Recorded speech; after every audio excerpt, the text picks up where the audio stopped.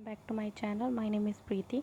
तो आज का हमारा टॉपिक है द्वितीय विश्व युद्ध की कुछ महत्वपूर्ण घटनाएं, यानी कि उस टाइम पे उस दौरान क्या क्या हुआ था, कुछ इम्पॉर्टेंट चीज़ें आज हम उसके बारे में डिस्कस करेंगे।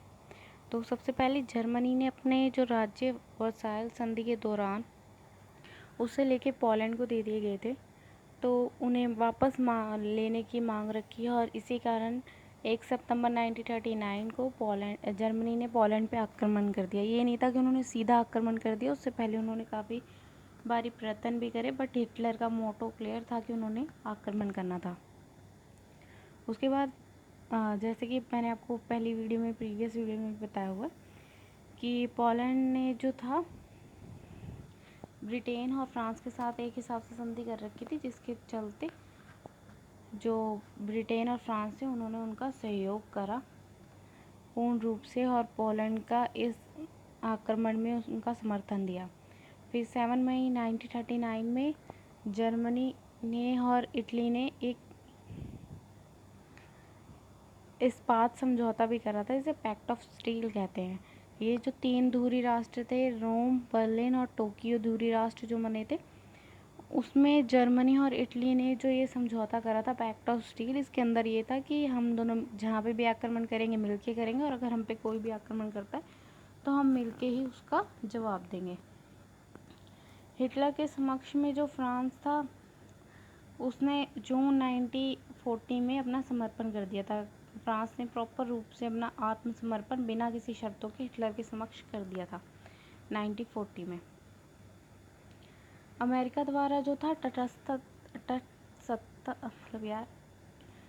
युद्ध में ना आने का, युद्ध में ना एंटर करने का जो अधिनियम उन्होंने बनाया था वो उन्होंने बरकरार रखा और उन्होंने 1941 तक युद्ध में एंट्री नहीं करी, और शायद तब भी नहीं करते अगर परिस्थितियाँ कुछ उस तरह की नहीं बनती।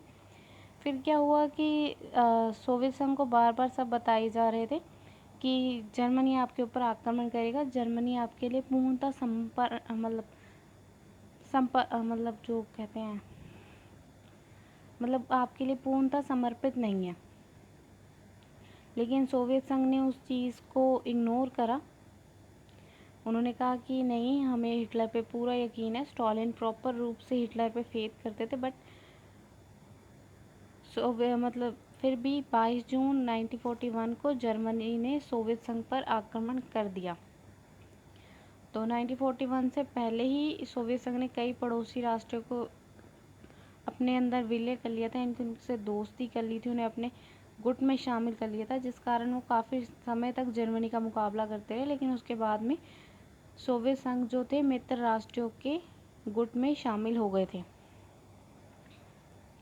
फिर अगस्त 1941 को अमेरिका ने घोषणा करी कि अगर जापान जो है वो थाईलैंड के खिलाफ किसी भी तरीके की कार्यवाही करता है तो अमेरिका उसका पूर्ण रूप से जवाब देगा।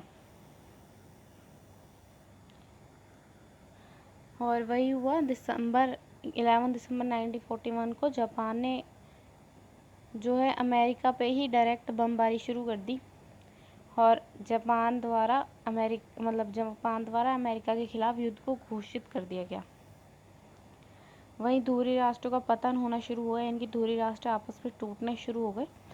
3 सितंबर 1943 को इटली ने जो था मित्र राष्ट्रों के सामने आत्मसमर्पण कर दिया। ठीक है, उनको प्रॉपर रूप से ब्रिटेन का यही प्लान था कि पहले इटली को समर्पण करवाते हैं, उसके बाद में जर्मनी का कराएंगे। जब इटली उस समय समर्पण कर रहा था, उस समय जो जर्मनी ने रोम पर आक्रमण कर दिया था, और फिर भी 1944 में मित्र राष्ट्रों ने पूर्ण रूप से रोम पर कब्जा होने से बचा लिया। और फिर इटली ने प्रॉपर रूप से आत्मसमर्पण करा, क्योंकि रोम की कार्यवाही के कारण इटली का आत्मसमर्पण बीच में रुक गया था थोड़ी देर के लिए। लेकिन उसके बाद में इटली ने अपना आत्मसमर्पण कर दिया और इटली ने मित्र राष्ट्रों के साथ मिलकर जर्मनी पे पूर्ण रूप से फिर आक्रमण कर दिया। फिर 5 मई 1945 में पूर्व जर्मनी ने जो नीदरलैंड और डेनमार्क की तरफ आक्रमण कर रही थी, उसने आत्मसमर्पण कर दिया। उसके अगले दिन 6 तारीख को ऑस्ट्रेलिया के अंदर जो नाज़ी सेना थी उन्होंने आत्मसमर्पण कर दिया। वहीं पे 7 तारीख को रीख के अंदर जितनी भी सेना थी, इनकी वायुसेना, थल सेना, स्थल सेना, सबने अपना आत्मसमर्पण कर दिया आक्रमण को रोककर। और 8 मई 1945 तक यूरोप जो था वो प्रॉपर रूप से यूरोप में युद्ध समाप्त हो चुका था। लेकिन उसके बाद क्या हुआ, जुलाई 1945 में जापान को 2 बार ये चेतावनी दी गई कि वो ये युद्ध रोक दे, मगर उन्होंने इस चीज़ को सीरियसली नहीं लिया। फिर भी 1945 में उन्हें दोबारा चेतावनी दी गई और उन्हें कहा गया कि अगर अब भी वो आक्रमण अपना जारी रखते हैं तो जर्मनी अपने विध्वंस का खुद ही जिम्मेदार होगा। तो उसी चीज़ को ध्यान में रखते हुए पहले 6 तारीख को अमेरिका ने हिरोशिमा पर परमाणु बम गिरा दिया।